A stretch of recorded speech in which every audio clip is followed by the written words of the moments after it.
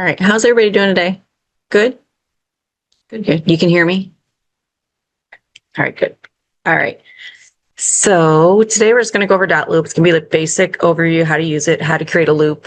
A couple little things.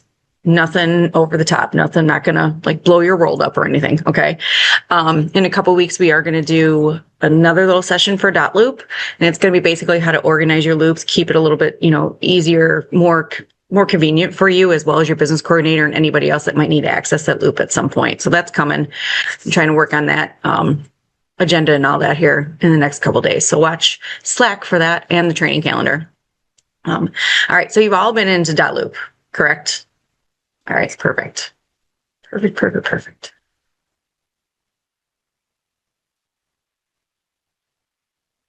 All right, I'm going to share my screen.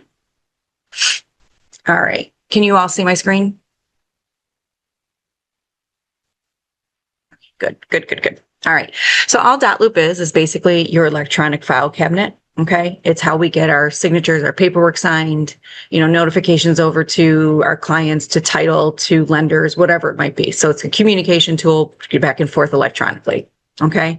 So just think of it as a big file cabinet. The loops become your folders, and then the documents within the loops are obviously the papers that would sit in a paper folder if we still used paper. Okay. We're as paperless as we possibly can be. Okay, that's why we use Dotloop.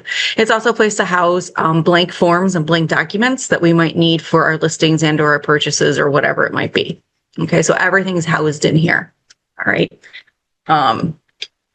All right, so I'm just going to go over the home page and just kind of give you an idea on what all these icons and all these fields are and what some of this terminology is. Okay, so starting up at the top, you have a reporting link, which you can go in here and you can see, sales year to date, complete, under contract, fell through. I'll be honest, there's other ways to get this type of info. So I don't really go in here very often and pull any info for anybody or anything. Okay. We have other systems like our accounting system and the MLS and that. And I just find that to be a little bit more accurate and easier to pull, maybe. Okay. This next little, this smiley face with no eyes, that's to get you back to your main page of your loops, and your loops are in here. Okay. So every loop you create, when you click on this loop or enter your profile, you're going to get all of your loops. Okay. That are sitting here.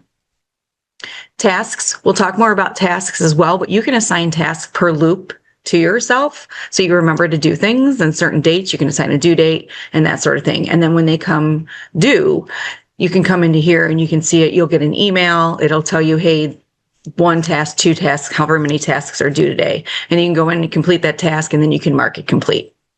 Okay. Let's check the waiting here.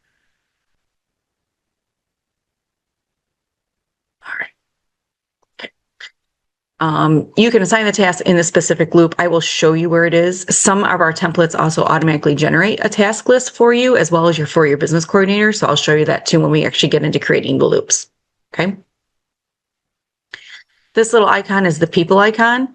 So if you come in here, click on it, you'll see you can put in mortgage lenders, people that your trusted vendors and that sort of thing on your loops if you want. Okay, you can put them in here. If you go under contacts, this is anybody that you've had contact with within Dotloop in some way, shape, or form. Okay, so this does allow you to kind of have an idea on who your sphere is as well, and their email. Okay, and that sort of thing. And then you can delete them if you want. Only if you want. Okay, and then the templates. This is all the folders with all of our documents, everything that you might need for a transaction. Okay. The 2 most popular ones are going to be your BHHS listing set residential and the BHHS sales purchase set residential, probably. Okay. And then we do have a listing docs additional and a purchase docs additional. The main folders, the listing set residential and the sales purchase set residential, those house the required documents that you need for a basic transaction. It doesn't mean that that's always the only documents you're going to need. Depending on the situation, you might have to go to another folder and find that document. Okay. If you're having trouble finding documents, that's why you have a business coordinator. So you can always say, hey, so-and-so, I can't find a blank addendum. I can't find an escrow letter. I can't find the FHA VA addendum. That's why you have someone you can always go back to and ask, and they'll point you in the right direction. Okay. And I have more folders because I have different profiles. Another folder that I want to point out is a clauses folder. So the clauses folder are certain verbiage that you can enter into your documents if need be, if a certain situation arises. Okay. One being home sale contingency. All right. That is not a document that is housed in templates in any of the folders. That has been moved to a clause many years ago. But that is in here. So if you're looking for a home sale contingency form and you can't find it, you're in the folders, don't drive yourself crazy. That's when you just get a hold of your business coordinator and say, hey, and they're going to say, oh, it's a clause. Okay. And you can copy and paste it and put it into like additional terms or something along those lines. Okay. Depending on the situation. All right. So get in here and just kind of familiarize yourself with the verbiage and what the different situations are with the clauses so that you know that they kind of exist. Or if you can't find something in a folder, go ahead and check the clauses folder and see if it's actually, written out in there. Okay. The other thing about clauses, and you'll notice this if you've already been in a document and started typing in a blank text field, text tries to auto-populate. It's trying to pull some of these clauses in. If you just keep text or typing and or tab out of it, it'll go away when you're in that document. So I don't know if you guys have seen it. You'll see it when we get into a loop. Okay. And then the last one is your profile. So make sure when you're in here, you go in your profile, you go into my account. And make sure all this information is filled out as much as you want and that it's accurate. Okay. Just make sure that it has the right email address, the right phone number. Then you can do your e-sign signature and your e-sign initials so that when you go to sign something, it'll actually populate your name or your initials when you go to sign something. Okay. Underneath the profile, so that's account settings. Underneath the actual profile link, again, same thing, double check this information. You can add in your license number if it's not already in there. Make sure your address for the office is correct. And then you have notification settings. They're all probably checked off. I would leave them that way. This way, you know when someone has actually signed a document, when your signature is required, when something's been shared, and you'll get an email telling you, hey, so-and-so signed the document, which is nice. Okay. I know it sounds like a lot of emails, but it gives you a heads up, Okay. All right. I'm going to go back to my loops. Any questions about those? Okay. All right. So back to my main loop page. Up here, you're going to see your name and however you have it in your profile, what office you're associated with your Dotloop profile. This activity log is all the activity that takes place in your Dotloop. So everything, not a specific loop, all of them. Okay. Same thing with this notification. So they're all your notifications for anything in Dotloop that have been created. Usually it's like a note or it's someone signed something or someone shared something or someone modified something along those lines. Okay. Same thing with the activity log. You're going to see that same type of verbiage. Okay.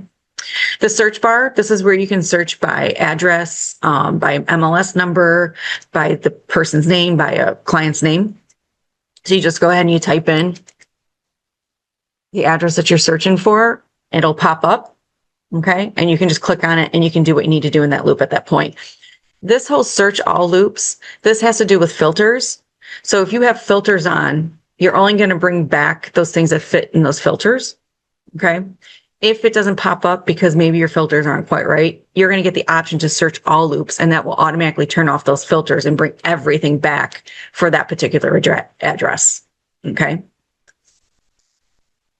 Here's the filters. So you can kind of see what I mean. So I can come in here and I can set up filters and just bring back those items that come into my main Dotloop. If you notice, if you take a peek at all these Dotloops here, you'll see the address, you'll see the loop type, you'll see the loop status, you'll see a sale price, you'll see what the actual workflow of that loop is, closed. You'll see a button to archive, and we'll talk about archive later. And then you'll see some tags that your business coordinator adds on here. And this is this particular view. We're going to look at the other views, but this info, these are your filters. Okay. You can use these in the filter section to actually filter out certain things. So let's say I just want to see any listing I've had that's sold. Oops. Get us out of the way. I come into filters. I go in listing for sale and I do loop status sold. I hit apply, and then it gets rid of anything that's not a listing that's marked sold. Okay. Does that make sense? All right. The reason I bring that up is as you get going and the more business you have and the more loops you have, the more you're going to have in here. And it's just going to trim it down a little, make it easier to find what you need to find. Okay. The other piece of that is I can come in here and I can create custom filters and save them. So let's say I just want listings for sale that I sold and hit save. I can name it sold listings, create and apply. I can come in here and I can do, I can do purchases that I've sold and hit save and do sold purchases and create and apply. And now I can bounce back and forth between the two in the back. So just a little filter tip. Okay. All right. The other piece to filtering, you can sort as well. Just like on any website, like when you're shopping or something and you're looking for certain things, you can sort, you can use filters and you can sort. You want to find just black high heel shoes, you can do that, but you want lowest price to highest, you can sort it that way, that sort of thing. So same thing. So over here's your options to sort. You can do closing date, expiration date, listing date, last updated transaction price, alphabetical, which is fairly new, I believe. So you can pick however you want to sort it, and you can sort it from oldest to newest and newest to oldest, okay, by this arrow next to it. Okay. I use them a lot, but I use them a lot because I have a bunch of fake ones in here. And then this is how you actually want your view to be. So I have it in the grid view right now. There's a list view, which kind of shows you the same info. It's just this way. And then there's a compact, which shows you even less info. Okay. So it's all preference, all complete preference on how you want it. I have multiple profiles because I have admin profiles, and I think a few of them have different ones too. So I clearly don't have a preference. Okay. All right. Okay. All right. So far, so good. All right. All right. We're going to add a loop. Okay. When you go into add a loop, you click on add loop and it brings up the property address of the MLS. So your situation might be a little different depending on if it's listing or if it's just a sale. Okay. So keep that in mind. So this is when you're going to pull a template in from the beginning when you create a loop instead of manually going to templates and pulling documents over. Okay. And I'll show you the two different ways, but we highly recommend using templates whenever possible. Okay, from the get-go, from the beginning here. And there's a few reasons why. So we come in here and you do a property address of the MLS number. I'm just going to do a property address. I'm just going to name it a test something just because. Okay, so as you can see, it brings up options as I keep on typing. It could change, obviously my options are going to change in the drop down here. What you need to do is you need to choose the ones that say Google Maps. Or if it's a purchase and there's a listing in the MLS, pick the one with the MLS number. Okay. All right. So the Google Maps one, if this was real, I would pick this. Okay. Pretend I'm doing a listing right now. All right. By the way. Okay. So I put in test 89. So I don't have one that's going to come up in Google Maps because I'm pretending. Okay. So we're just going to do that. And then we're going to hit continue. And then this is where I get the template options. I have a few more than you do, okay? If it's a listing, I'm going to pick listing. If it's a purchase, I'm going to pick purchase. So you'll have the appropriate ones for based off of your region, okay? I know like Michael, Kaylin, you, me, we'll have obviously the Cleveland ones. JD, you have Charleston and so on, okay? Who else is on here? Who else is on here? Cindy, Lindsay, Laura. Hi, guys. All right. So I'm going to pick listing Cleveland, and then I'm going to hit continue. You can put a photo in if you want of the house. You don't have to, but you can. And then I'm going to hit done, and it's going to create my loop. There's the loop. I'm going to view it. And you can see it pulled all the documents over from that base template folder for a listing. Okay. So these are the base required documents. Who's chatting? Laura. Okay. Few things about this loop. When you use a template, and JD, this might not be the way Charleston's set up right now, but I think I asked about it last week. So if your region is not set up this way, forgive me, this is Cleveland then, but you'll notice the folder is named listing docs. It has all my listing docs in here that I might need. Okay. It automatically created an easy offer doc, which we'll talk about easy offer later, a purchase or folder rather, sorry, a purchase contract folder, an inspection docs folder, a closing docs folder, and a dead deals folder. So by using that template, it created additional folders that I could need throughout the life of the transaction. Okay. So once this goes under contract, my listing goes under contract, I will split out my purchase documents separate from my listing documents. Okay. You're going to want to do that. Don't put everything into one folder. And there's a reason. And as we move through this, you'll see why there's a reason. Okay.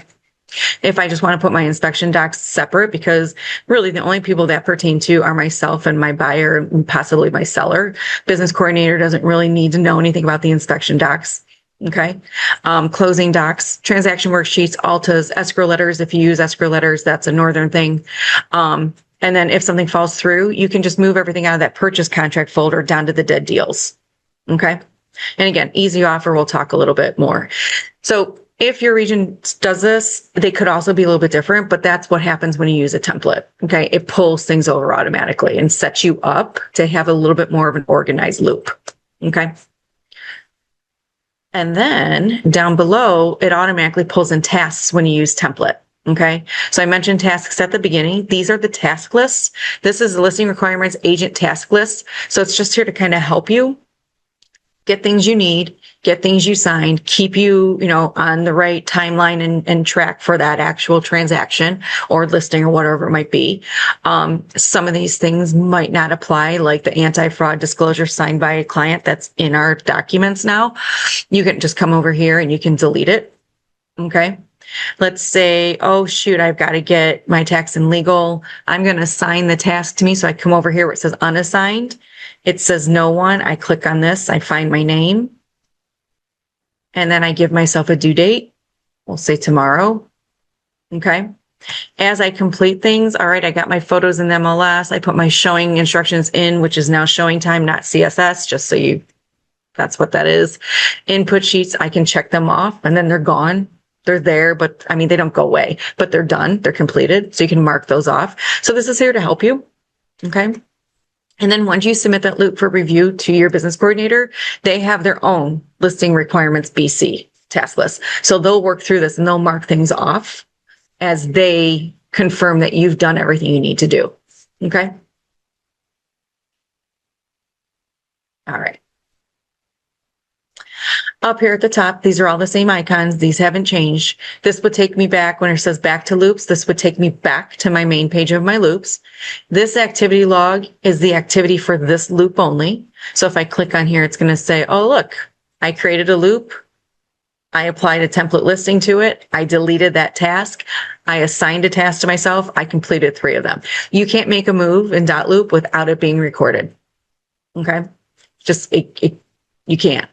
So when someone says I didn't receive that, I go to the activity log and I look and I'm like, they sure did, but I don't tell them. I just kind of like for my own personal, oh, you received it, but whatever. Okay. Anyway, send an earnest request. We don't do that through Dotloop. Okay. Submit for review. So we'll talk more about submitting for review as we, when we get kind of moving on these.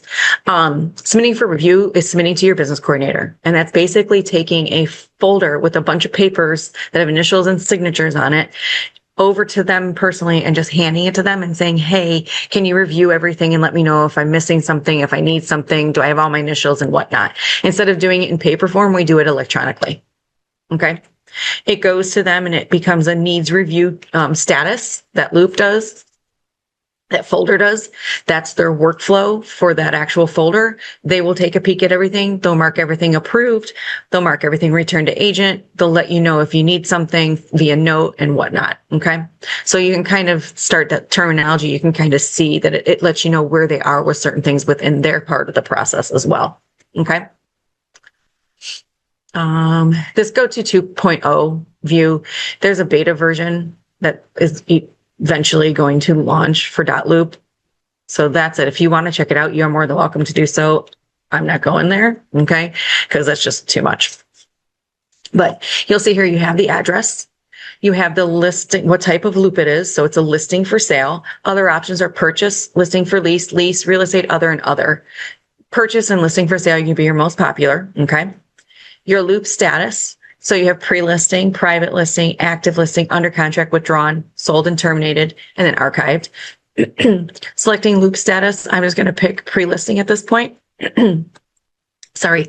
You can change the status of the loops, or your business coordinator can. So when you go under contract, if you forget to do under contract, or if you forgot to change this to active listing and it's in the MLS and it's active, when they review the loop, they'll double check for you too. Okay. But it's okay if you do. All right.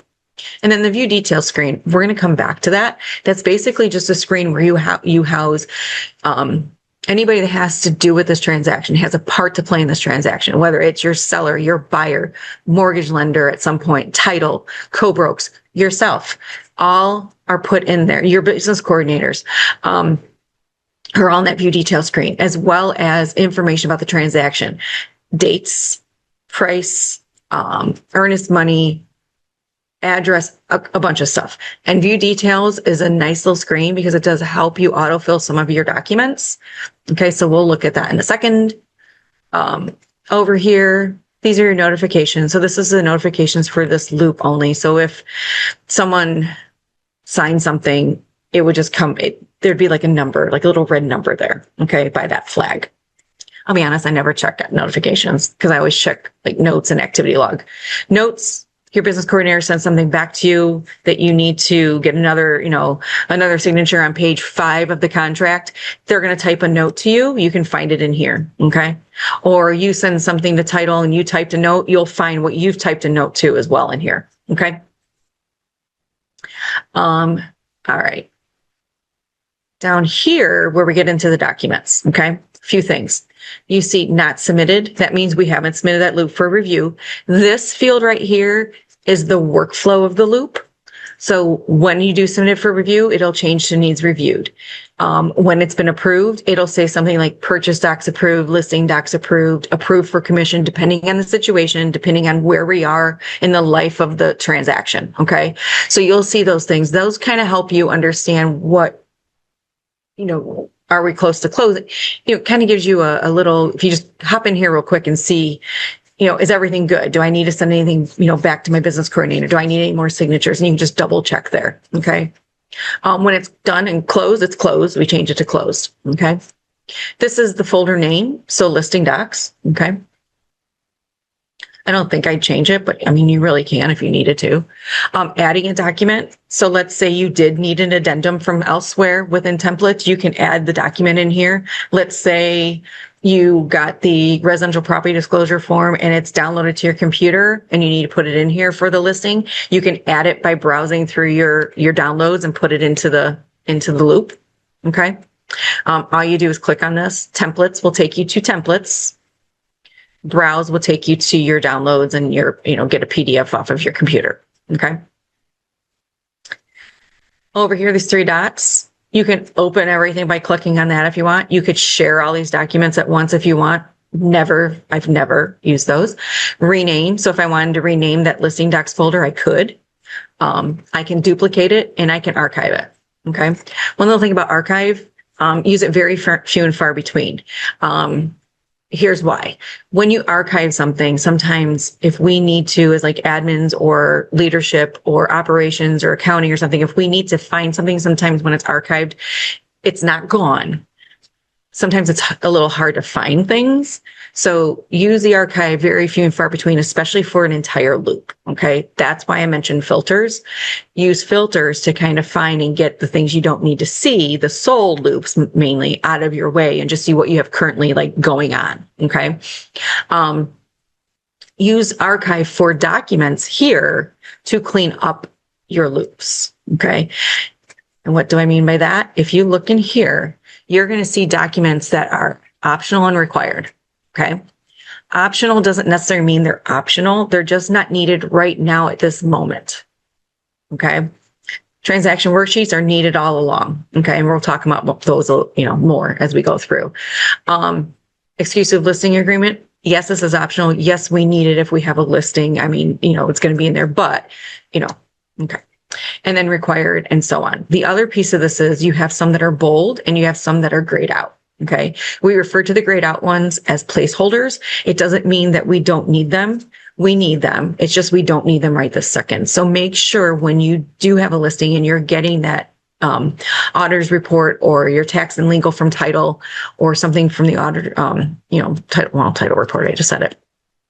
You're putting it in that slot. You can put it right in there. You can add it you can download it, add it here, and then click and drag it to that spot. Just because that way you don't have these random items sitting in here waiting for someone to, they're not there. Okay. The MLS printout, obviously you won't have that till it goes active in the MLS. Download it, add it in here, put it in this placeholder. Okay. A few things, other things you'll see in here. You'll see lead-based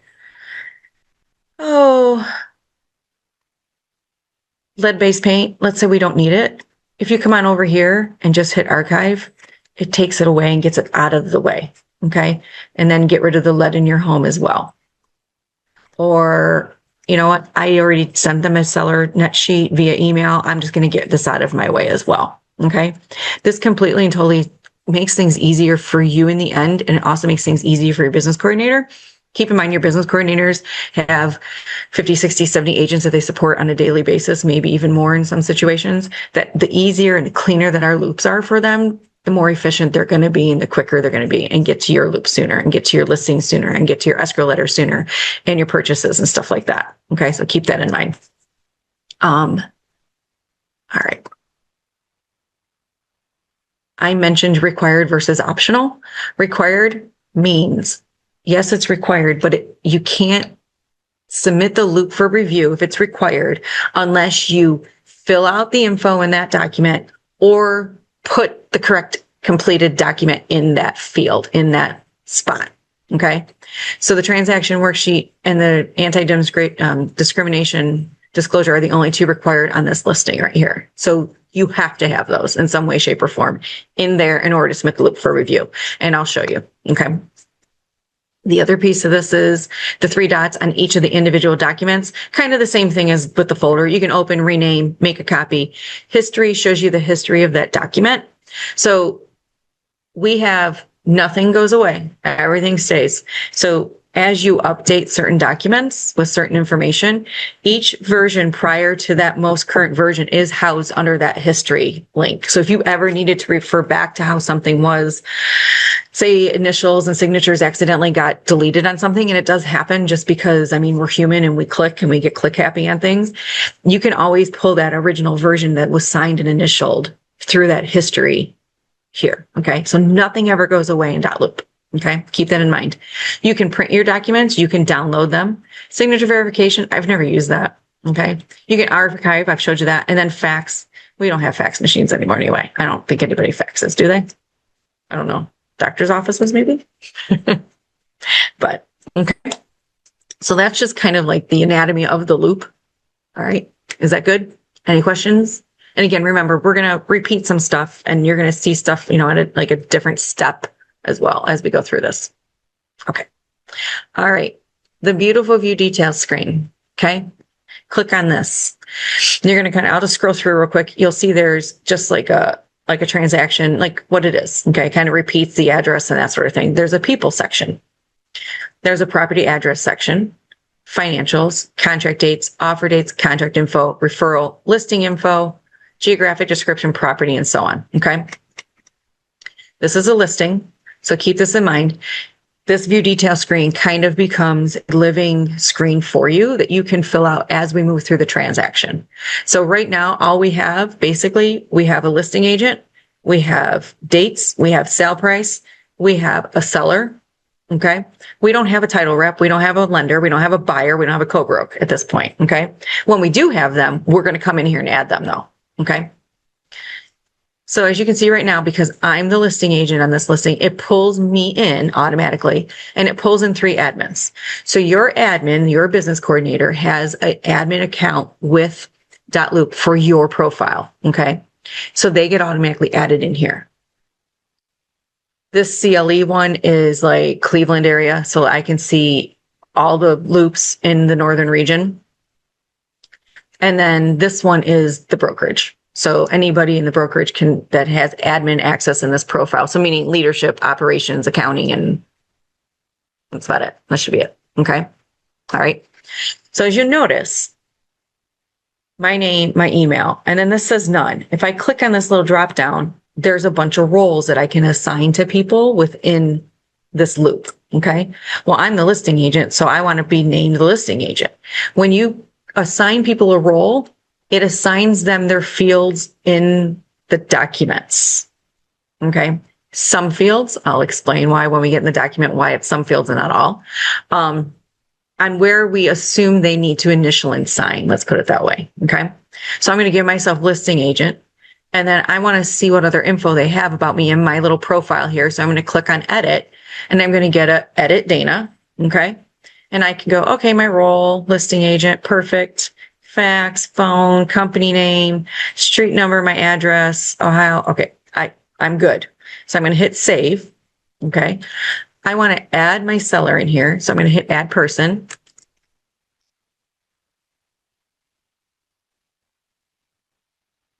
Give Brad call him seller Brad, and then we'll call him the seller here in the role. And then I get the pop-up to add more info in here. I can put his phone number in here. Whoops. Maybe. I can put his address.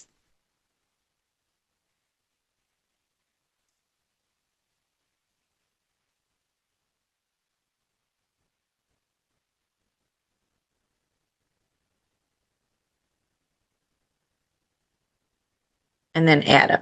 And now he's in here. Okay. Same thing when you go under contract, add those buyers, add those co-brokes, add the lenders, add the title companies. Okay. As you get them, I can go in here and we can do what number did I give it? 89.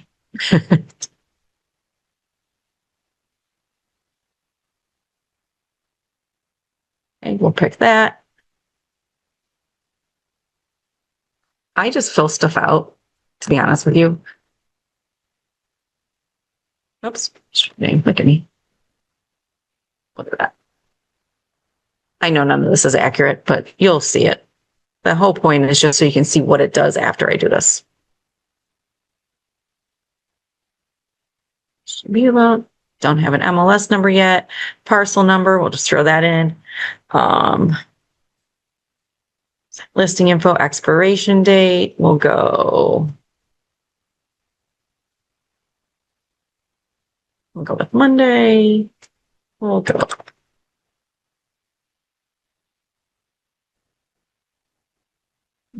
Liens, homeowners, remarks, whatever. So as you find things, you can go ahead, you can kind of fill it in. Some things don't fill in automatically because we just don't have the fields formatted. In our listing documents, we don't have the year built and stuff like that. So you can fill it in if you want to.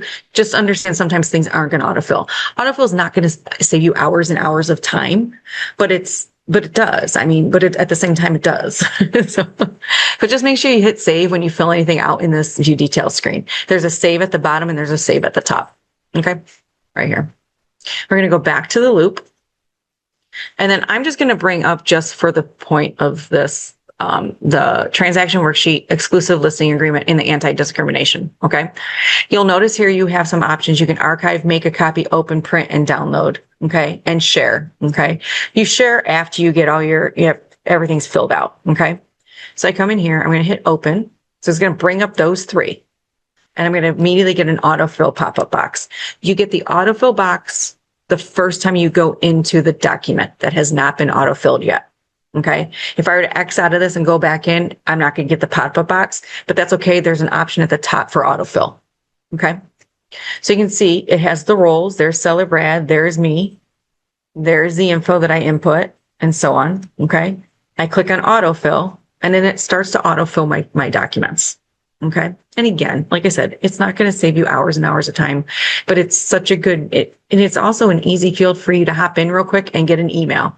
Say you forgot, or a phone number. You need to call the lender. You can hop in that view detail screen and get that phone number and just call them real quick that way. Okay. So keep that in mind. It does kind of help you a little bit. So I'm in documents. We'll talk about documents in a second. At the top, you have a menu bar. You have file. You have save, print, download, and save as a template. I've never saved as a template. I don't think you will either. Those are actually enabled. The ones that are not enabled, split document, rotate, and apply template. The split document one is kind of cool. So if you get a bunch of documents together, you can split them out separately and name them, okay, and assign pages. We'll talk about that later. Rotate, obviously, you got to rotate left, right, whatever. And then apply template. I've never used that either, okay. Add a signature, add initials, add text, add a date, name, checkbox, a radio button, and strike through if you need to, okay? Your main ones right now will be signature and initials, okay? Autofill option if it's up here. So if, say, I didn't get that autofill pop-up box, I can click on this and autofill. More review notes. So if there's review notes that you need to type in or something, you can put this up. It'll give you a little separate box. Your business coordinator uses that more than you will. If you want to show tasks and just kind of follow along and mark off what you've done, you can do that. So instead of being back in the main part of the loop, you could bring these up and just put them off in the margin and just check them off as you go along. Document history, if you want to see the history of this document. Host in-person signing, we don't really use that, okay? And then save and share. So when you're done with everything or as you're moving through stuff, I hit save periodically through it. Just to make sure that I'm saving. Save and share when you're ready to share with somebody for signatures or whatnot, okay, which we'll talk about that later. So you can see I started to fill in my transaction worksheet a little bit, okay? You only have so much info when it's a listing right off the bat. So that's why that's all you're going to have. You're not going to have much more. The only other thing you're going to want to fill out when you have a listing one is how did you obtain that client? Was it sphere? Then just check off, hey, check off sphere. Okay, why is it doing this? Try it again. There we go. Got it. Okay. All right. And then you'll see in my listing agreement, it started filling out some of the info in here. Obviously, you're going to have to go back and fill in the blanks. Okay. Like I said, it's not going to fill everything, but you are going to have to go in and fill in the blanks. Obviously, it doesn't know what you're charging commission wise. See how I did that and see how it's trying to pop up a clause? Just click out of the margin or click tab or just keep on going. Okay. It'll go away. And then you'll fill out the rest of it, okay? I'm not going to go over this. Contract class as a whole separate class, okay? That's at the end, all right? Okay. So you notice I filled in, let's pretend I filled everything in that I needed to, okay, at this point. At the bottom, you'll see that there are 2 fields automatically assigned for initials, okay, through the first however many pages, all right? Notice one says seller and one says SB. If I had put a second seller in there with a separate name and a separate email and say they were seller Joan, SJ would show here, okay? SB is for seller Bob, and then whoever the other seller would be, all right? Clean up your documents, okay? Meaning get rid of things you don't need, okay? It makes things easier for your clients on where they're supposed to initial and sign. Trust me, it'll make things easier for you. It'll make things easier for co-brokes and everything, okay? Our documents are filled out and formatted, assuming we have 2 sellers and 2 buyers, okay? So in a situation when there's one, what I do is I click on the one I don't need. So the one that's not assigned to my actual seller from view details, okay? I click on the one here and I exit off to remove that field altogether, okay? Notice down here, both are assigned to seller Brad when you hover over them, but they both say seller. I want to make sure that he really knows where he's going to initial. I click on this one, I exit off. I click on this one, and I make sure that it's assigned to just seller Brad so I get those initials in there, okay? He could initial it the other way. I'm just weird like that, so, and I really try to clean everything up, okay? All right, and then I would continue to do that on the rest of these pages. Click, remove, make sure I'm filling everything out, you know, blah, blah, blah, what the situation might be. Does not, does, get rid of, exit. And I know sometimes it flips back and forth on the fields. And then here's your signatures. Make sure it's assigned to seller Brad. It is. Listing agent, I just sign now. And then my signature's on it, okay? And then that last page, don't forget that one, okay? Talk about that in a minute. Okay. All right. So here's what I want to point out. I added seller Brad. Okay. It assigned the fields that we know he needs to initial or sign. Okay. Because there's no choice. He has to initial and sign those pages. Number 4 in the listing agreement has to be, a choice has to be made on which situation we're using. Okay. That's why this one is not assigned to him. It just says initial field. And when you hover on it, I get the 2 drop up down below, assign field and sign now. Okay. Usually it's A. 99.9% it is A. So I'm going to get rid of the ones I don't need because they don't apply. And again, in contract class, we'll explain why they don't apply. And then I'm going to get rid of the one, and I only need the one because I have one seller. I'm going to hit assign field and seller Brad. So now his initials are in there. So when he brings this up on his phone, especially if he does this on his phone, he can just go through the pages. It'll tell him where he needs to initial, and he'll just go boom, boom, boom, boom, boom, and it'll be done. Okay. So that's why I like to put the initials in there. I'm going to hit save just because. Okay. I'll sign this. So you guys would do the same thing. You'd click on it and then hit sign now. And then your signature, you can come in here, confirm it, initials, adopt and sign. You could draw your signature if you want with your mouse. Doesn't work very well. Okay. And then this anti-discrimination disclosure, I'm going to go ahead and fill this out because it said required. We're going to talk more about all that kind of stuff later. Split Brad.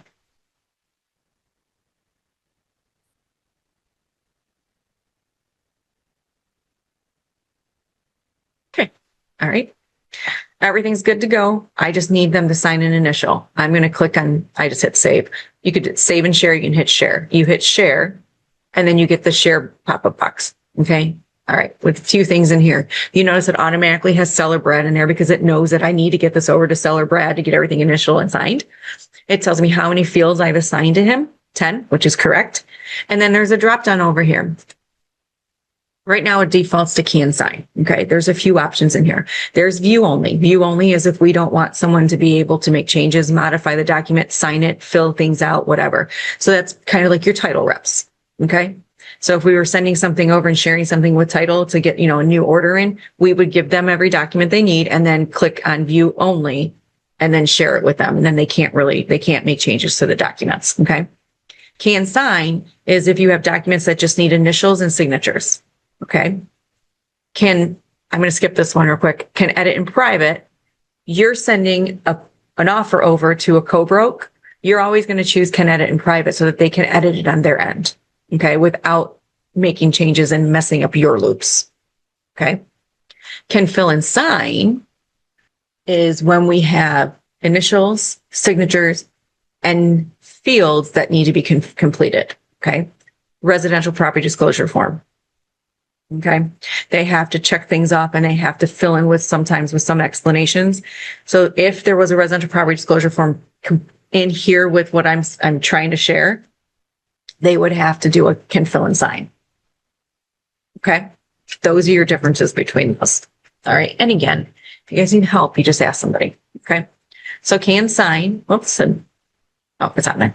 And then there's a place to put a message. Hello, Bob. Please review documents. And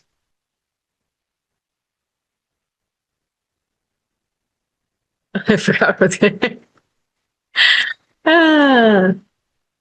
were indicated. And then I would hit share and it would go to them and then it would instruct them what to do. Okay. I'm not going to share it, but all right. Once I do that, actually, you know what? It's just going to a stupid email. We'll just do that. I'll share it. Once I share it, you'll see I get a confirmation that these documents have been shared, waiting on others. Hit done and go back to my loops. You're going to see waiting on others here. Okay. Not shared because I didn't share all these other things with anybody. Okay. So waiting on others means that they need to sign things. Okay. You'll also notice that this required changed to not submitted because I updated the document And same thing with the anti-discrimination disclosure. I updated it, so now it's not showing as required. Okay. They'll sign everything and everything will be good. It'll show signed. Okay. My statuses will change a little bit. All right. So far, so good. Any questions?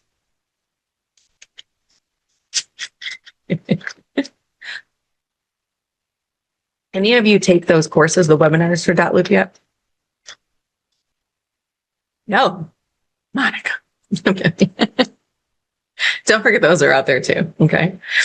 So, all right. And you can't break anything. So if you guys want to go in and play around and create loops and do what I'm doing now here, use a fake email elsewhere, for something else to share things with and then go in and see it from that way, you can. You're not going to break it. No one's going to, you can always archive that one. Okay. Where do I find the courses? Oh, up underneath the profile, your profile, go to my account. When you go, I'm lying. Hang on. Let me do it this way. Underneath your profile from the main page, it's easier. Okay. Help Center. And then there's all kinds in here. That's one. Okay. The other thing you can do is go to the intranet site and go to the training tab under Pro Learning Hub. There's a Dotloop Basics that'll bring you here anyway. So either way, that one is definitely, the only reason I bring that up is because that one's definitely just a Dotloop Basics, where in here, you're going to have to search for the topic you want. That'll just get you there a little easier through the intranet site, our intranet site. So Pro Realty Hub. Okay. I'll Slack it to you too. If I remember. I'm kidding. Well, no, I'm not kidding, but I am kidding. All right. Okay. When I call that test 89.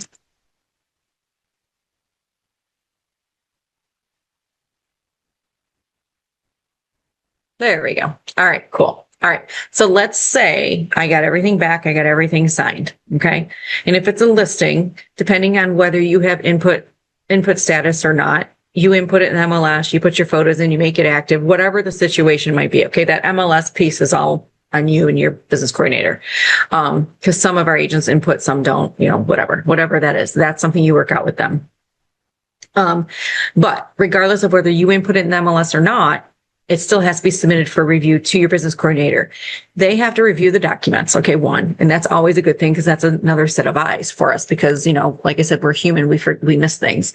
One, two, they also have to put the information into our accounting system. So when you have a listing, those go in as well, right off the bat. So they just turn around and they put it right into Broker Wolf. So they do need this ASAP when you have a listing. Okay. So how do I get this to my business coordinator? For the sake of just doing this, okay, I know they wouldn't need all these documents, like if they weren't filled out or whatnot, okay? I'm going to click on this I want to submit this entire listing docs folder. So I'm submitting on this and look, it checks off everything except my placeholders because there's nothing there, okay? So I check them off. I hit submit for review, okay? When I hit submit for review, notice it gives me all those folders that by using the template it created in the loop. I don't need to get the easy offer docs to them. I don't need to get the purchase doc to them, inspection or whatever. I simply just want the listing docs to go to my business coordinator for review. That's all that they need to look at. Okay. Off to the right, there's a drop down. There's two options, buying and listing. Those are the workflows that you're going to assign to that folder. It's a listing folder. So I want a listing workflow applied to it. Okay. There's a little spot here for a note.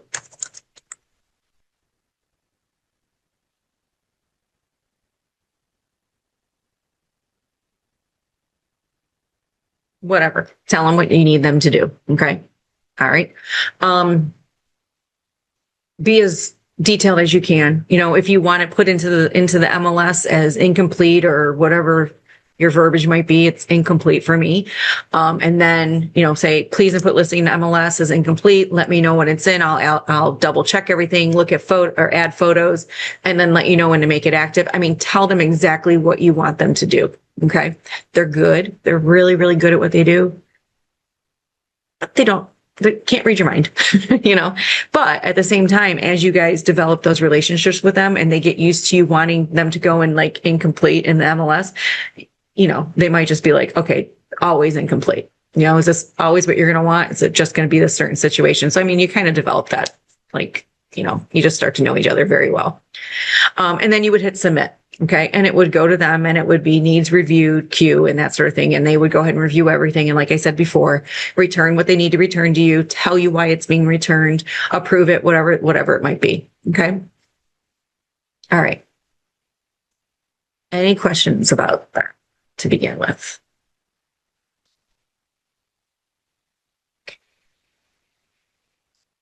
I'm just going to check and make sure nobody joined late. They did not. Okay. All right, cool. All right. So again, that's how to add a listing loop. Let's say now that you have a listing that goes under contract. Okay. General rule of thumb, 1 loop per address. Okay.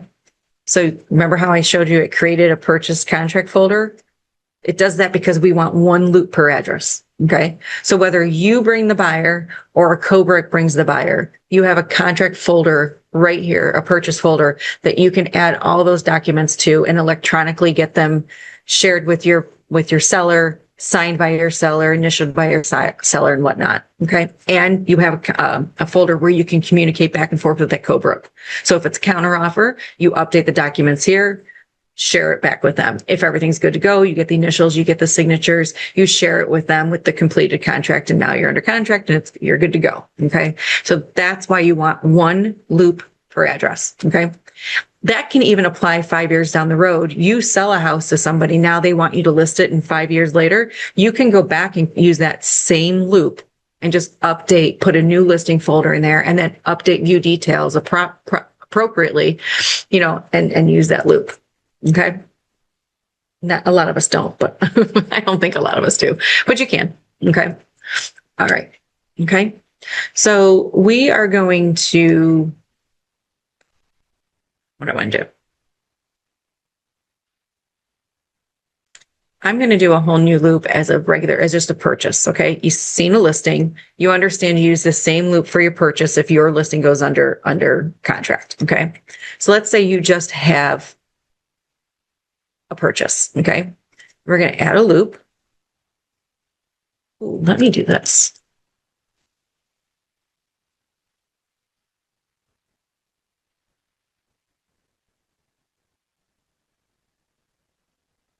It's not in there. Okay. All right. I was looking for them. All right. So again, add a loop. Still going to do the property address. So I'll do Elm Street, Geneva, because I know that's a real listing. Okay. You'll notice over here, this is Dotloop and MLS. That means that this particular listing agent is a Dotloop user, and there's an MLS number assigned with that listing. Okay. That's the one you want to choose. Okay. If there's an MLS number, pick the MLS number. If it says Dotloop and no MLS number, it should never be that way, but it connects everything. If you have a Dotloop user and you're a Dotloop user, it kind of finds the information in the loop in there, especially if there's an easy offer situation. Okay. It'll find things. All right. So I picked my address. I hit continue. I'm back to the template page. This time I'm going to pick purchase instead of listing, and it's going to pull over my purchase docs, the base purchase docs that I need for this particular purchase. Okay. Add a photo if you want. Hit done.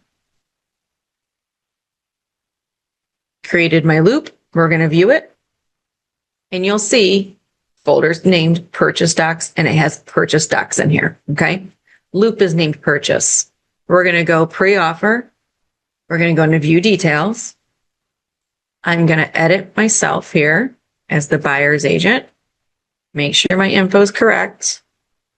I'm going to notice it added a listing agent. Sorry, Rick. I don't think he gets anything, but we're going to go buyer, Tracy, make her a buyer, add her phone in. No company, we'll say she's a 56 Maine. I do that every time. 56.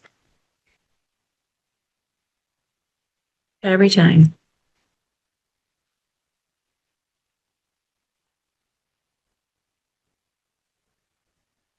And then add the person. Okay. I can even edit the co-broke and put their info into if I wanted to. Okay. All right. Again, my admins are on here. If I know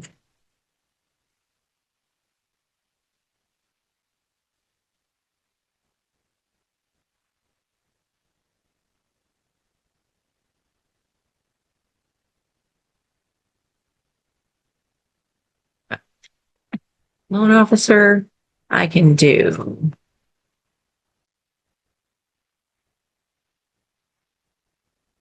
and I can add those in. I can add the person. I can come down here and go, okay, I'm linked to a listing. That's because I chose that whole MLS number. So I'm linked to that listing. I can double check all the info, purchase price. They're putting in an offer at this. I don't even know what it is. Sales commission. If you want to put it in, you can. The split brokerage service fee, $265. Earnest money. Who's holding it?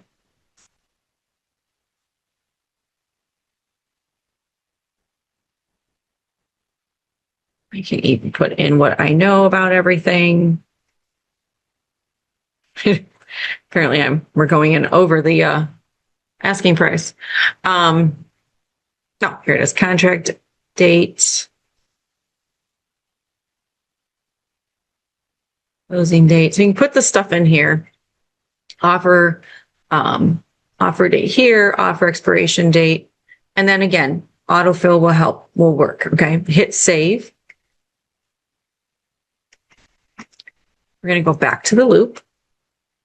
And here we are. Okay. Everything's in here. All right. So a few things. Again, I want to point out we have required documents in here and we have optional documents in here. Okay. We have placeholders and we have stuff that are not placeholders.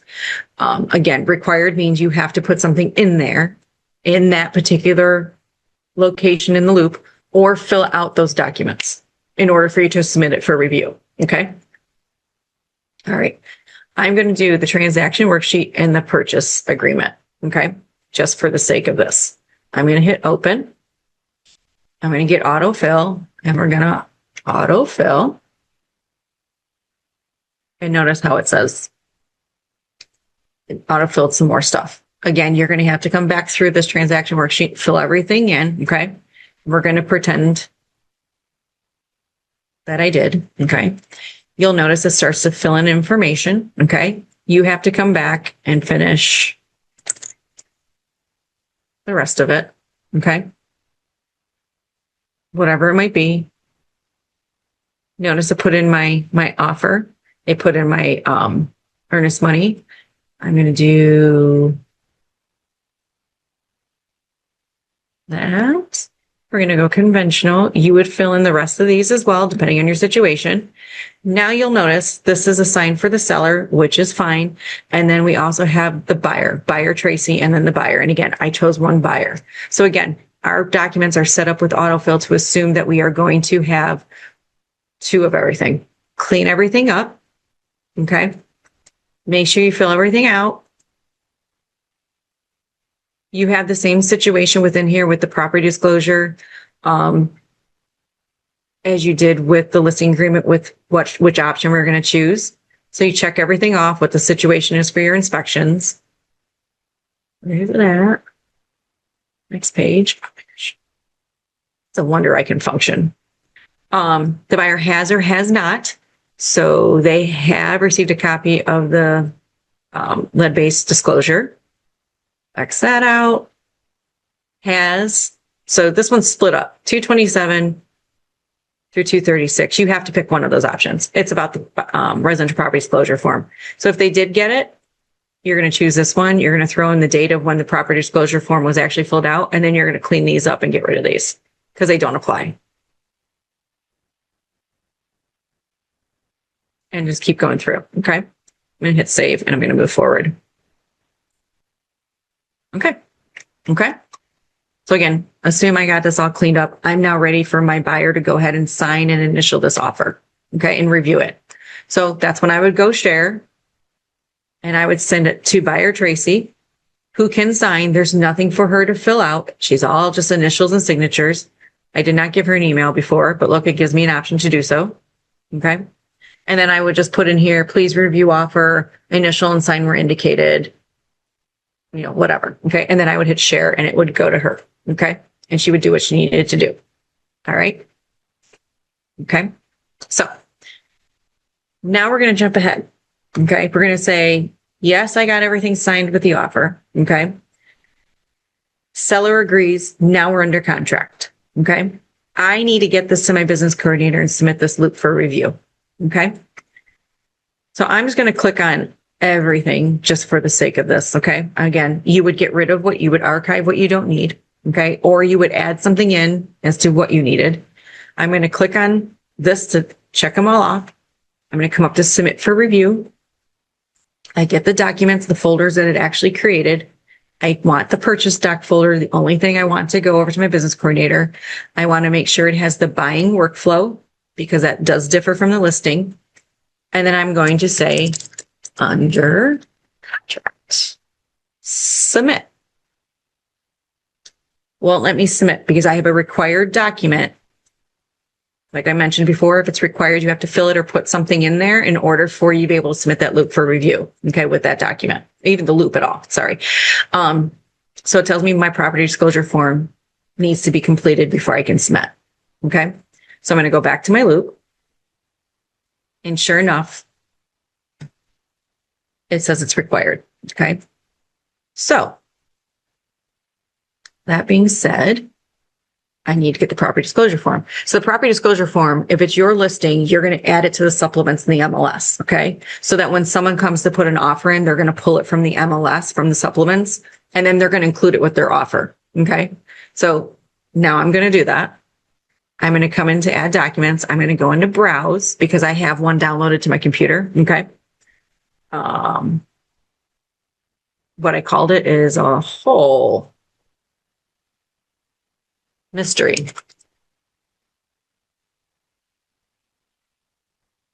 Seriously? Come on.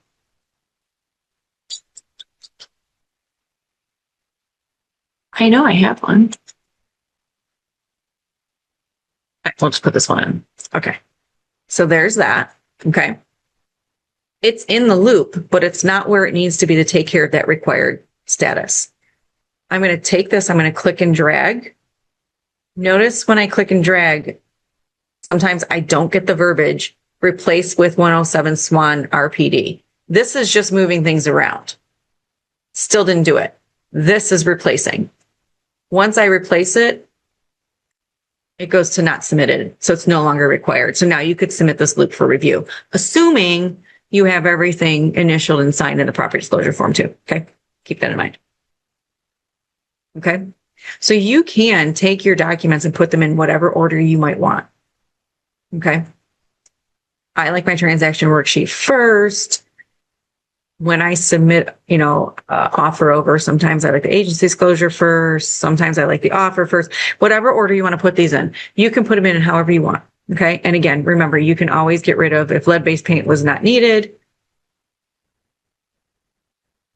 You're going to want to archive things that you don't need. I didn't use a promissory note, let's say, so I'm going to archive it. I don't have a tax and legal, but I'm going to get one, which even on purchases, you should get them too. I don't need the commission schedule, so I'm going to archive that and so on. Okay. I don't need to know how to add a clause. Get rid of these documents and out of everybody's way, including your own. Okay. All right. So clicking and dragging just kind of organizes things a little bit for you. Okay. All right. Any questions? All right. So you notice how your loops, everything is kind of spelled out, like everything's split out based off what the document's name is. That is a perfect world that's how that's going to happen when you get an offer sent to you. Okay. You have a listing. I'm going to go back to my listing.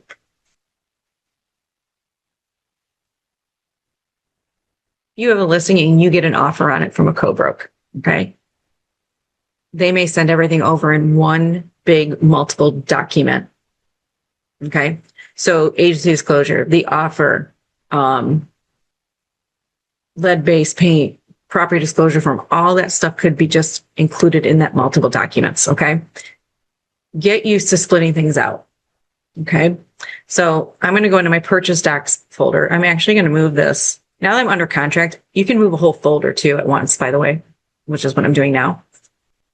When I go under contract on my listings, I like to bring my purchase docs folder up to the top because now that's the situation I'm most, I'm more inclined to worry about. Okay. I'm going to go into add document. I'm going to go into my computer. Oh, look, I have a multiple documents in here. Okay. I'm going to pull that in. Notice how it says multiple documents. I have no idea, nor does my BC know at this point, if they were in here looking, which one has, I could have more than one multiple document here. Where's my agency disclosure? Where is this? Where's that? Just makes things a little bit easier for everybody concerned if we do go into these and actually split them out. Okay. So I'm going to just bring up the multiple documents. And you can see there's an offer. I really don't know what I put in here. And they're blank. Okay. I know they're blank. Sorry. Just want to show you how to split documents out. Agency disclosure, property disclosure form. Well, maybe that's the one I thought I was pulling. This is exactly why I don't like to send out my recordings for Dotloop because I'm just all over the place. Okay.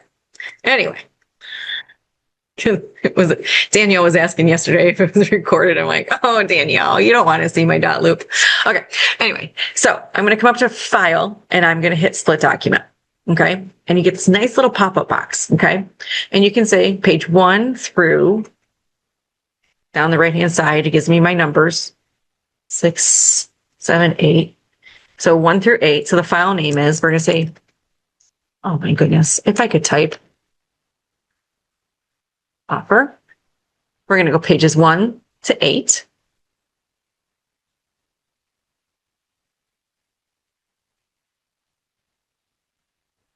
So that'd be 9 to 10, 11.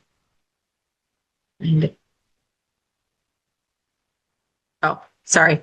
I have to say how many documents I want to split to. Sorry, I forgot about that. 9 to 10. And then the last one is, oh no, there's 4, wasn't there? We're just going to do it this way. Sorry, 11 to 18. Okay. Just say that there's only 3 documents and then hit split document. Okay. And then hit done. And when you go back to the loop, they're split out. Okay. I love splitting documents. I strongly, strongly encourage you to do that when you get those. Okay. In PDF form. All right. Trust me, it's going to make it, again, it's not going to save you hours at a time, but overall, all those minutes do, along with autofill, they do add up for you. And they do make things just a lot easier, especially if you're on your phone using Dotloop. If you're on your phone in Dotloop and using multiple documents and it's so touchy that if you hit the wrong thing, you go to a whole nother screen. If you have things completely split out and you're just looking at like the agency disclosure for whatever, like, I can't remember if someone's on a team, the co-brokes on a team, you can go into agency disclosure and you see, okay, they are, they aren't. If you go into like, just have everything kind of organized, it's a lot easier if you're on the go and you're on this on your phone. Trust me. Okay. So that's another plus. So that's splitting documents. Okay. Okay. Where am I at? Oh, shoot. I didn't want to get out of that. I didn't want to get out of that. All right. I know I showed you where you find the add initials and add signatures. Okay. So we're going to go into the residential property disclosure form. Oops, sorry. I'm trying to get us out of the way. Okay. Go into this. So assume there's no initials on this. Okay. So I have the property disclosure form. I have a buyer. I have to have it initialed and signed. The seller's obviously filled it out. I pulled it from the MLS. I added it to my pre-offer loop. Okay. I want to add initials where it needs to be signed. Okay. And then I want to assign the field. Well, we'll put seller, but because I don't have the buyer in here, but it would be my buyer. Okay. I have to do this on each screen. Okay. It's not, I know it's not 50 different pages, but if you're like me and you really, really, really want your stuff to fit in the actual square that's provided, you have to redo that on every screen. If you notice over, is it, no, it's not up there, is it? Oh, it is. Okay. See on the right-hand side here, all these little shortcuts. I can actually copy this by hitting Control-Shift-C, scroll to my next page, hit Control-Shift-V to paste, and it's already assigned in size the way you want it. I just think it's funny. I don't know. I love it. It comes in actually really super handy for lead-based paint because those squares are usually even smaller or they used to be. So just a little tip.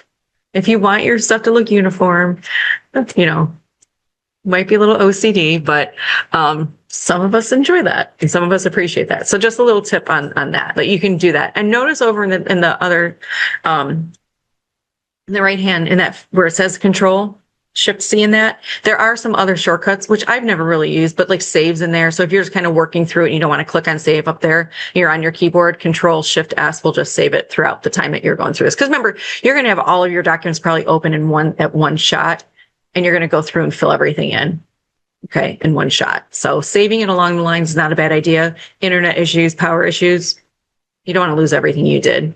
I mean, again, it's okay because you can just start over, but okay. All right. Okay.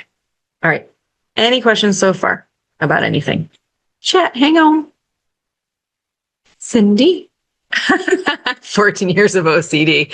Isn't that funny? And that's the only one I use, Cindy. And when I figured it out, I was just tickled to death. Clearly it doesn't take much to get me excited. And I don't think I did this to any of you when I was onboarding last, like JD, Michael, and whatnot. Maybe with Kaylin I did, but the whole trusted only with the QR code with our photos in it. Laura, the split is when you go into the actual document, okay? Up here in this menu bar, there is the file and split document. I already split this. I already split this. That's why it's not enabled. So it's right there for you, okay? Cindy, I love it. I love it. All right, guys. All right. So that's the basic how to create loops, couple little tips and tricks. Okay. What I do want to show you, if you guys are fine with, I want to show you what it looks like from like the business coordinator side and show you a few things that they do, because I don't want you to see something and be like, oh, what's that mean? Okay. I talked about the tags, especially the tags. Let's see what Willoughby's got going on. I know it says Menor, but whatever. Let me fix my filters.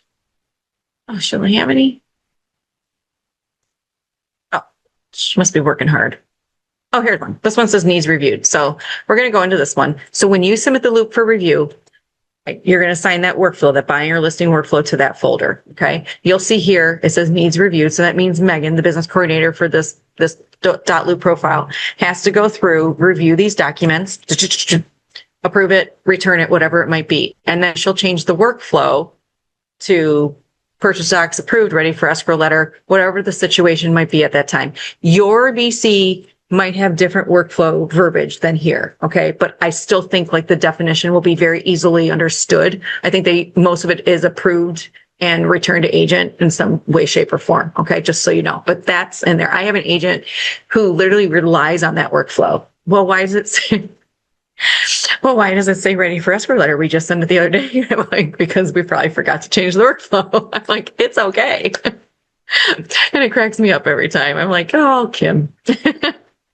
I love it. But the point in that is she uses that, and that can be kind of helpful for you. Okay. The other piece that I want to show you is when you submit it for review, like I said, and it's under contract, they'll change this to under contract if you didn't. If you do, that's fine too. Okay. If the price is in view details, it'll populate as well as the closing date. Okay. And there's the view details screen. They will mark tags. They will put tags on the loop. Okay. You don't have access to do tags, just us with the admin profiles do. We tag it with the client source, your name, your office, the MLS number, and the broker wolf number. You can search in filters with tags. So that's why we tag it with certain things. That way, sometimes if we need to find something down the line and we happen to we can't find it based off of address, we can possibly switch the search to like the MLS number or the broker wolf number and locate the loop. Okay. So that's all merely just like admin purposes. The other thing we can do is we can tag each individual document. Okay. So in the north, when we send the escrow letter, we typically mark it sent with a date, and you can kind of see these things pop up my little pop-up boxes, that, or some of them will say, oh, they'll return the document to you with a note saying you need initials on page 4. Sometimes they tag it for you right here too, so it's easily remembered. Okay. I know a few people, if I had access to your agent file, sometimes I tag those when we onboard, need to sign on page whatever and whatever. Okay. Some people I didn't. Sorry. I don't think I did anybody. Well, I can't get into JD, so I couldn't do it anyway. So that's just a few things just to kind of show you that they have, what they do. I don't want you to panic when all of a sudden you see this extra stuff on your loops. And then here's the notes. You can kind of see the notes going back and forth. Seth is an agent out of Willoughby. He's telling Megan why he's submitting it for review. I don't think she sent anything back to him. Seth, buyer loop. So yeah, you kind of see what he has submitted. Oh, here's Megan, our business courier, saying, hey, can you rescan the PA and it's not showing initials at the bottom. There's Seth coming back. So it's just a way to communicate. Okay. All right. All right. Any questions about your admins and your business coordinators and what they do? They're super helpful. We do have a good group of them. I won't lie. Very, very good group. Okay. So that's Dotloop and kind of navigating around it. Was that helpful? I hope it was. And again, you guys can get in there and just start playing around a little bit. Okay. If you haven't already, you can't break anything. All right. I'm going to go over to the intranet. Can you see my intranet? Okay. And then mine's under more and under the documents tab. Mishmash of stuff. This is how I explain it. Again, you don't have to memorize everything.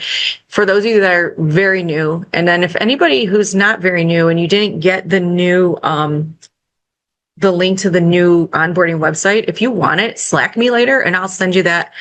Well, I can show you where it is on here too, but if you need to be reminded, because some of this info about Dotloop is in there as well. Okay.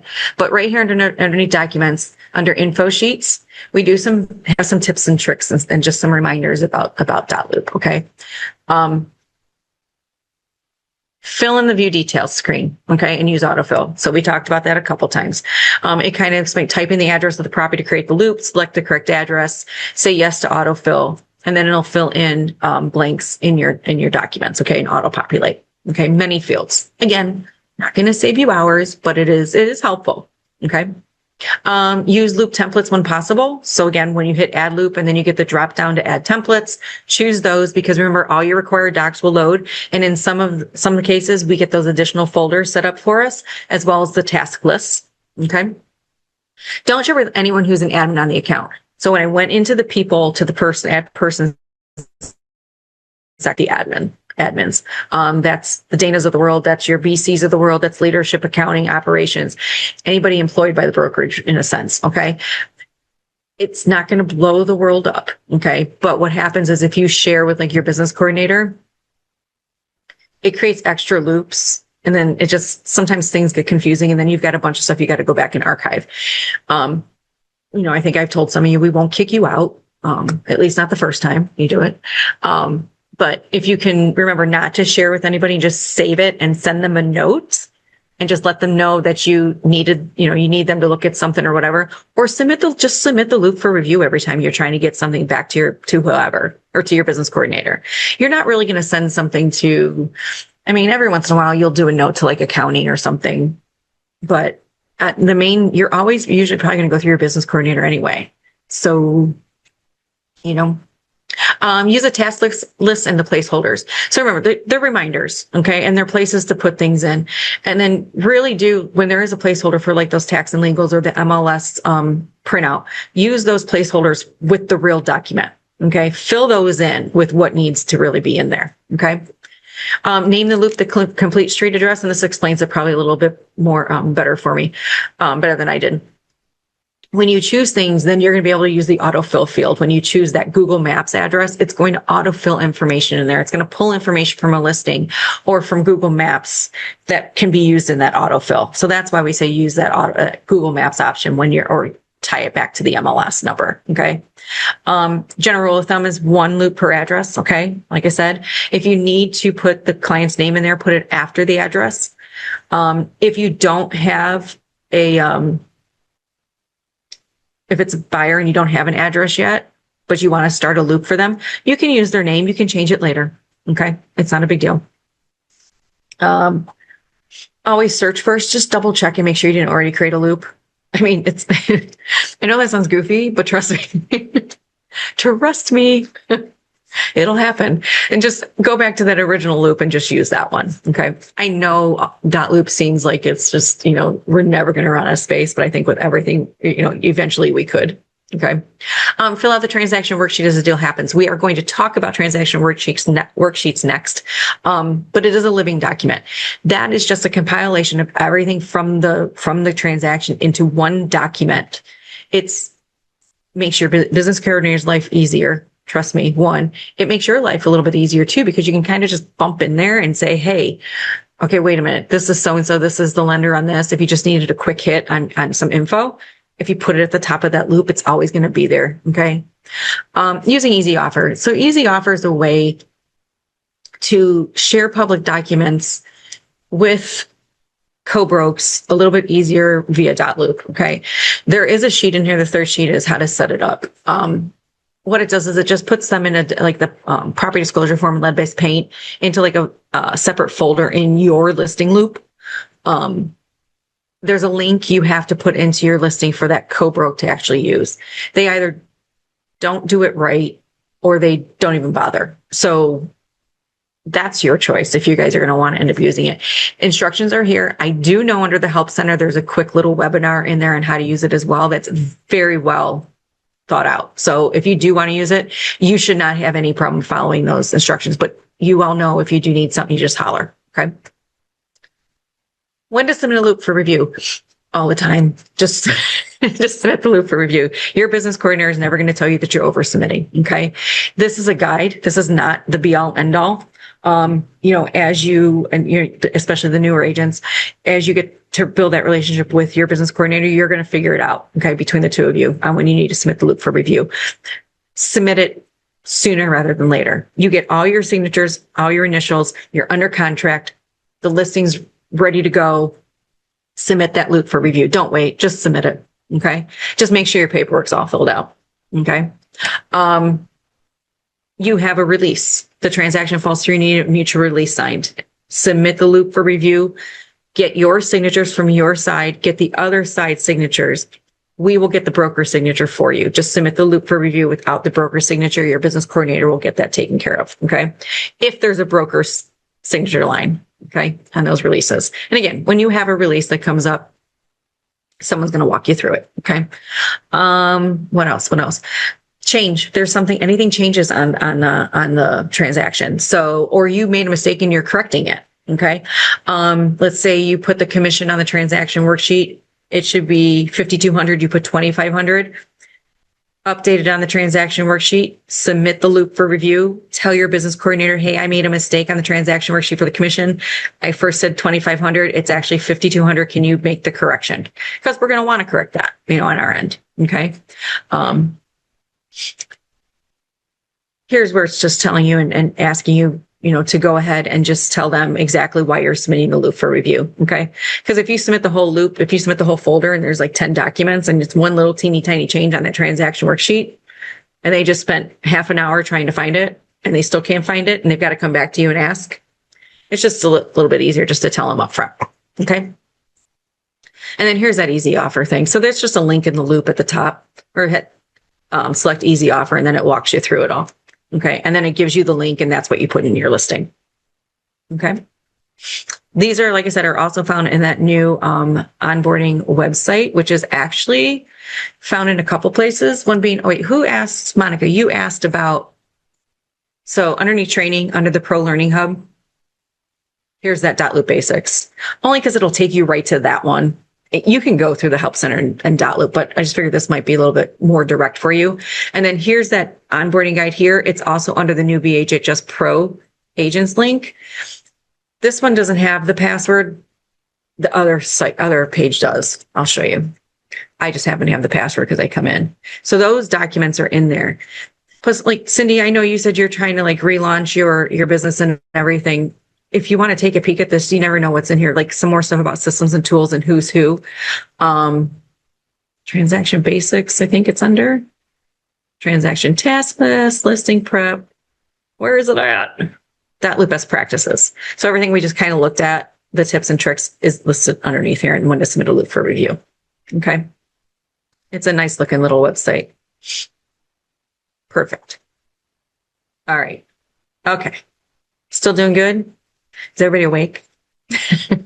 Yeah, I'm kidding. I'm kidding. All right. I'm going to go back in. Test 89. Go into my loop and get that transaction worksheet up, and we're going to talk about that a little bit more in detail. Okay. I know it's self-explanatory, but there are a few things that might not actually jump out at you. Okay. So this one's fairly new. So it's changed a little bit in the last couple months. Okay. But if you notice, it is kind of chunked out into different sections. First section on the left is transaction info. What do you have? The list side, the buy side, both sides. Is it in-house? Both sides is if you have the buyer and the seller. In-house is you have one and another BHHS Pro agent has the other side. Okay. That's in-house. All right. BHHS staffer. That's not in-house. That's literally just you have the list side or the buy side. Okay. Your name, if you're on a team, your team lead name. So JD, yours would be with JD. I know Cresta's very involved in her team and in her loops and everything like that. So I don't know if she helps you fill this stuff out or not, but I know she'll tell you.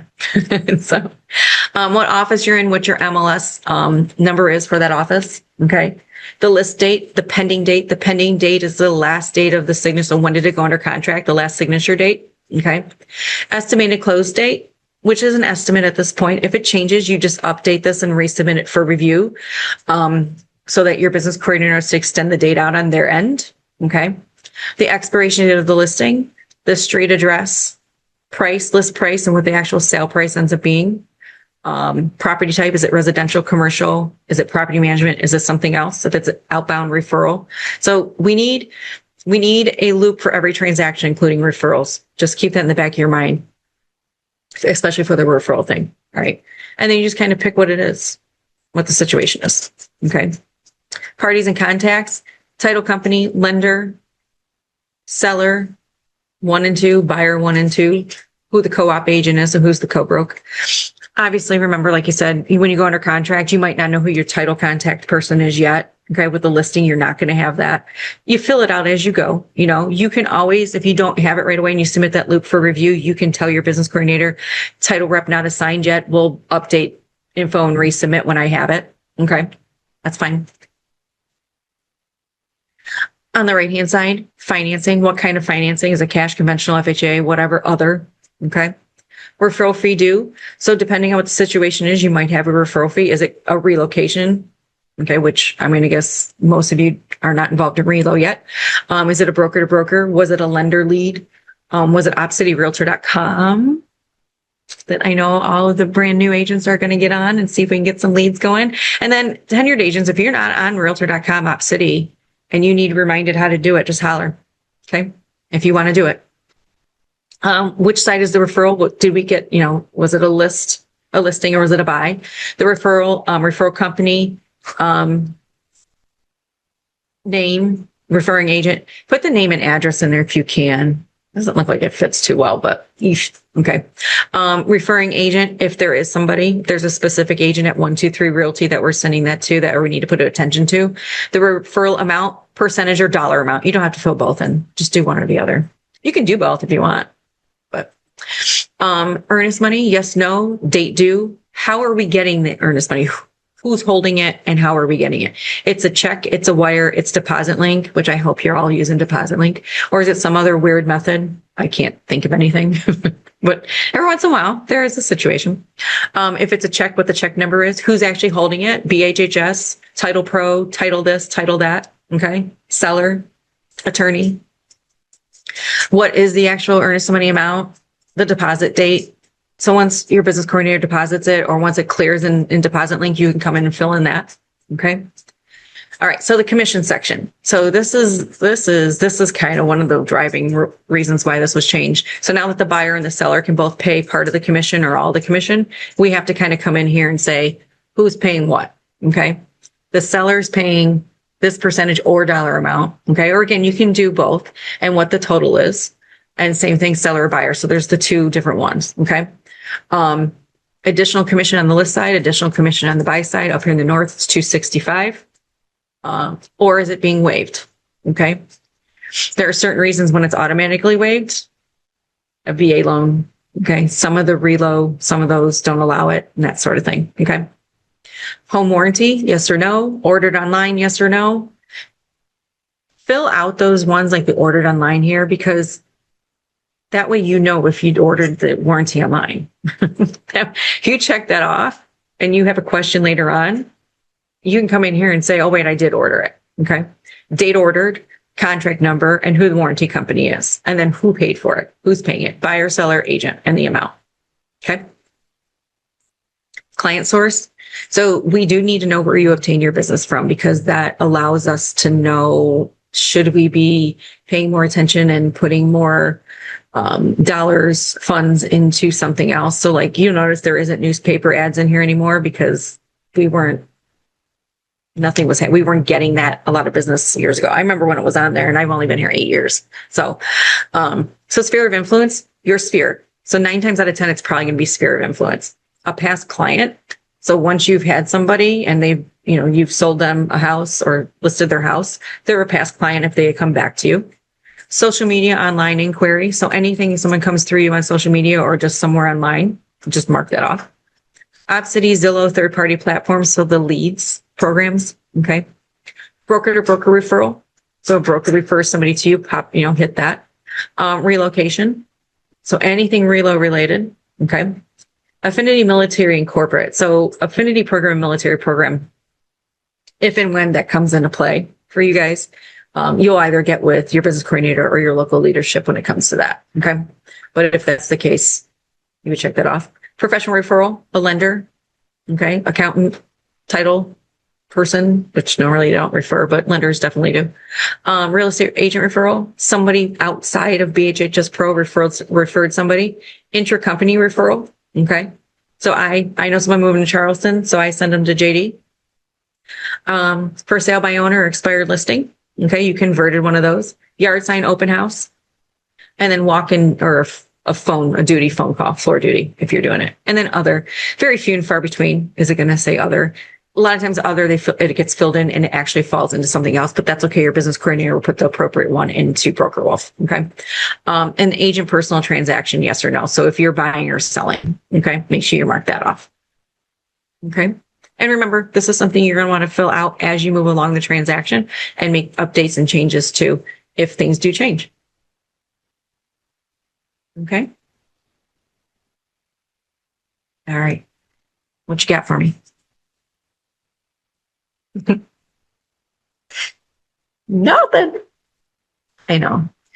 These classes are long, aren't they? Who was on? Let's say JD, Michael, you were on yesterday. Cindy was on. We were correct. Monica, were you on yesterday? No. Oh, you missed David just going. He didn't breathe the whole time.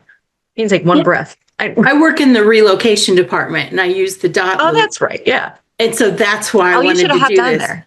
Yeah. Yeah, you should have hopped on there. Yeah. But that's okay. It's recorded. You'll get the recording. Okay. Kim Luco and I were like, did he breathe? He did a great job. It was like watching a cartoon character. Yeah, he was in prime form yesterday.